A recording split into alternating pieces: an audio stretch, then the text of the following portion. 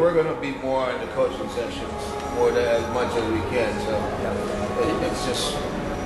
The other thing I'll mention, one element on here, which is an additional cost, but I recommend, is we have a restaurant nearby that we have a great relationship with. It's an authentic topless restaurant that does flamenco dance. It's not a tour. Not topless.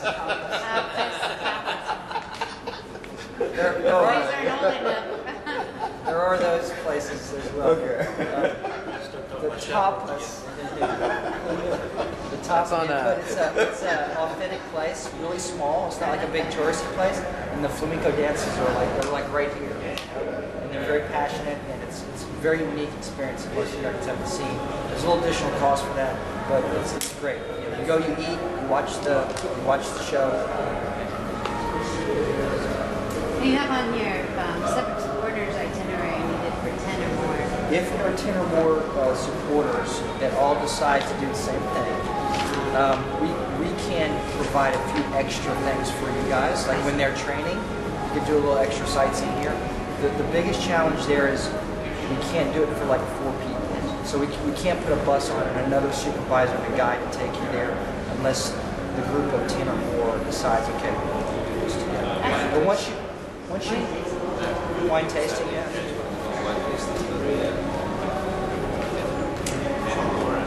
It was fantastic. Yeah.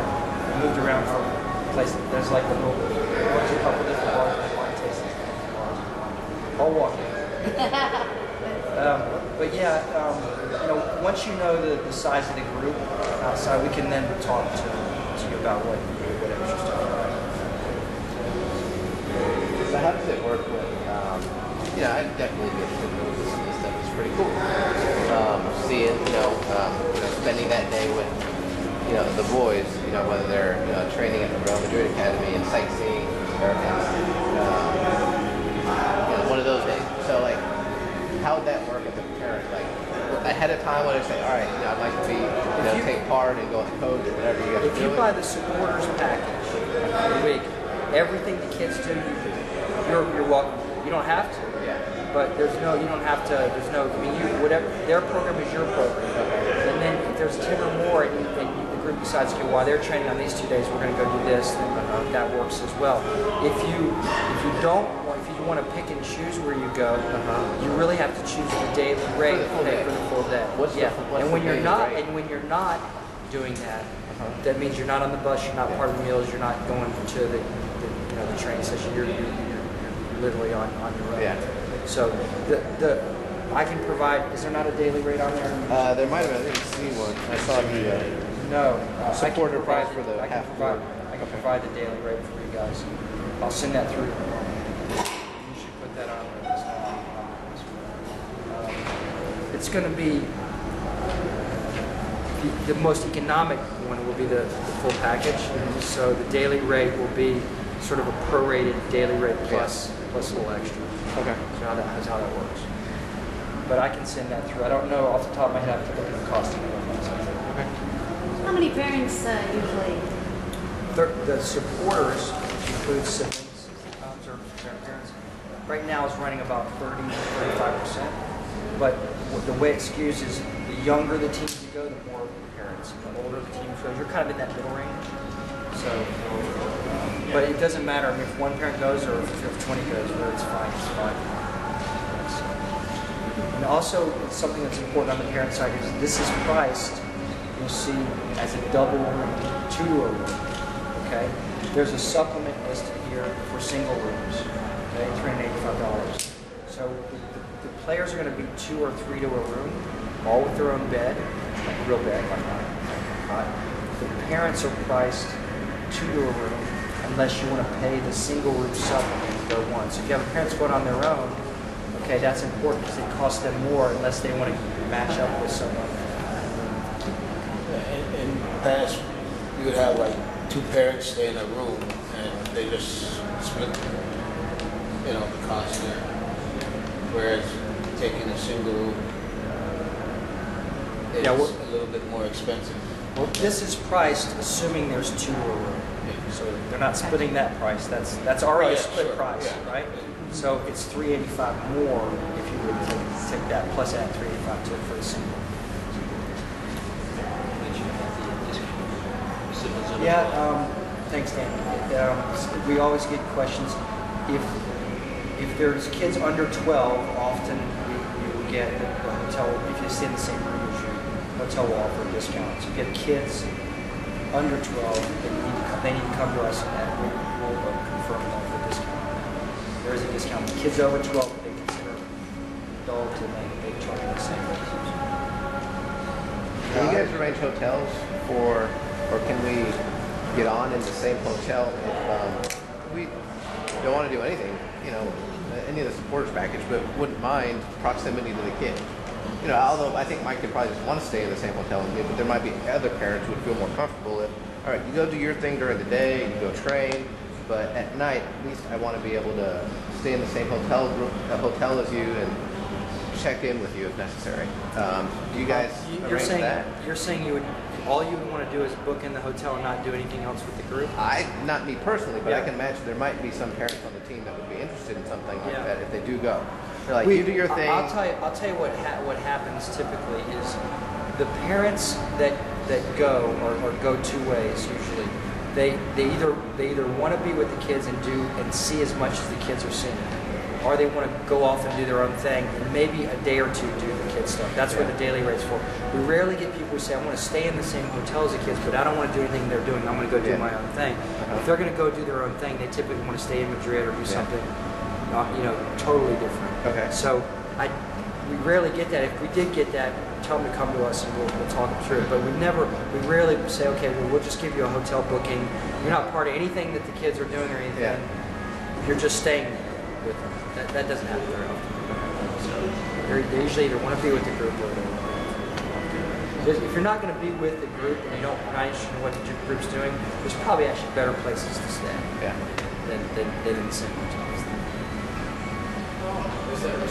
I have a question about the security. I know you said they are in the gate, and because some parents, I know they're asking for how much secure and who's responsible, and they want to know if please you have to get some more information for them. Sure. Because that one I said, I think the video is probably 30, 40 more people to listen to that one. Okay. They want to know. Yeah, on the security side, I mean, you're in a security environment that's gated. You're only on private transportation that's booked by us, the companies that we use regularly. We have a supervisor that works along with the coach and any parents that you have to help oversee the general supervising of the group. We do things like we control passports while they're there. We understand the hospitals and how that program works. We have when I say secondary medical insurance that's provided, what that means is your medical insurance is the primary, but if anything that your medical insurance doesn't cover, ours kicks in, and if for some reason we got someone over there who wasn't insured medically, ours is the primary. So everybody who goes over, is going to be taken care of while they're there, as well as follow-up treatment, if they need to when they get back to the States. That's kind of the extent. We don't have, if you wanted to put on additional security, we took teams to South Africa, we had a security person with us for part of the time. We haven't had any issues going, there's no really, safety-wise, it's been pretty good in terms of everywhere else that we've gone in Europe, so we don't do that. If you wanted additional security, we can put that on. I don't think that's what he's. I think he's just curious about the whatever. Our supervisors are supervisors that have worked with us. They're checked out. They don't have any driving problems, or they've never been put in jail. And they've got supervising. They've been qualified as supervisors. Okay, so and they work with us every year. So they're people that they're not people we work with for the first time. In other words, they're regulars that we go to on a regular basis. So. From that perspective, they're people that work for us, and employees of ours that we use on regular. They are your We company employ them. employee. Okay. Yeah, we employ them. You got 100% responsible. If I send my son Yes. with you got 100% responsible. That's right. Yeah. I'm not talking about my son. Yeah. talking about the Yeah. parents, they ask me. I Yeah, know yeah. I And ask we question, give yeah. the first day you arrive, we give an orientation, and we give a little bit of a sort of a hard speech to the kids about making sure you're on time, making sure you're following the instructions. Don't be doing what you're not supposed to do because you can't get sent home if you are. You know, those kinds of things.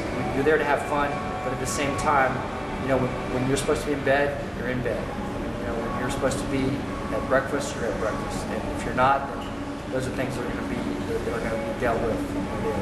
Another reason why we like having a coach there, because they have a big influence on the team as well in terms of discipline and that kind of thing. Really on the field, and you mentioned about the trainers and medical staff there. Yeah. We'll talk about that. There's medical staff there nearby. I have a couple questions. One, back to the dinners that the kids are responsible for. If they don't have parents there, they just go with the... You can pick and sort these things. If you don't want lunch and you want dinner. No, I was just saying if a child's there by himself, does he just go with a wallet full of euros and Yeah. how is that Yeah. supervised? The way I've done it in the past is either the coach, they come with the money, the coach register the money, how much money you give me, and the kids come back and they sign for it every time they take money from me. Oh, you're their ATM. Yeah. Well, I would just go to an ATM, but Give a then credit card or or I pay the money and they So give it me goes back the to money. you. Yes. Or you can go to the court. Because their kids are never responsible for losing. Yeah, we've done it different ways, and the parents give me the money, and every time the kid take the money, he has to sign for it. That you get $20. Not that they'll need it, but I'm just saying it's just in the case where they have to buy lunch. We buy them the lunch. And if you're So- with them, you'll make sure they're eating something. Well, yes, yeah. They're not going to eat Ice cream and McDonald's Cheetos. Right? That would be a good thing. Okay. No. You know, it's a good point, because the thing that we're most proud of with the program is the environment they're going in is very professional. We want to try to make them understand what a youth professional goes through. And they have strict rules in terms of their diet. The academies feed the kids breakfast, lunch, and dinner. They control their diet, and it's not, they don't mess around with it. It's not hamburgers. Yeah, professional nutritionists and all that kind of stuff. This is all part of what they should take in terms of the professionalism that is expected out of the same age kids, their age at the academy. And that's some of the impressions that come out. Besides all the cultural stuff that they're going to be exposed to, what happens in the academy is really kind of interesting. They really get an eye opener in terms of when they see how the coaches expect, the expectation of coaches that they have with the players. Remember, these are the players, the best players in Madrid. On this scene, there's thousands of kids who want their spot, and they don't mess around in terms of discipline, in terms of what their expectations are. Food's part of it, so that's part of what they do. How about the language? Yeah. Will they understand what the First of all, coach is just saying? the supervisors are bilingual, okay, fluent in English, so that they'll be able to. Most of the coaches that we use can communicate, at least have a good enough knowledge to communicate on the field. Listening, we had a few cases with players that they didn't even speak English. We had a group last summer with 12 different nationalities. Wow. It was a unique group because it was a select group of players. There was one Japanese kid that could not speak English. A word of Spanish. That was a challenge, but English, they are good in English. One is actually very good.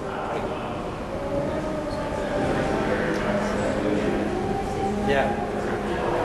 Or you just get your kid to learn Spanish. Yeah, before well, they we're working on it. Just kidding. We're working on it. It's happening slowly. And then I would hate for you to tell us, hey, right now you're the only team booked in, but then by the time the team gets there in August, there are 12 other teams. Yeah, well, the nature of the program is the capacity of the program. There's not going to be 12. They wouldn't do it. So, and you're kind of a little bit of a unique time period. Most of our teams go a little bit later in August. In terms of Spain, Spain starts a little bit later. Yeah, I mean, it's possible that we could get another team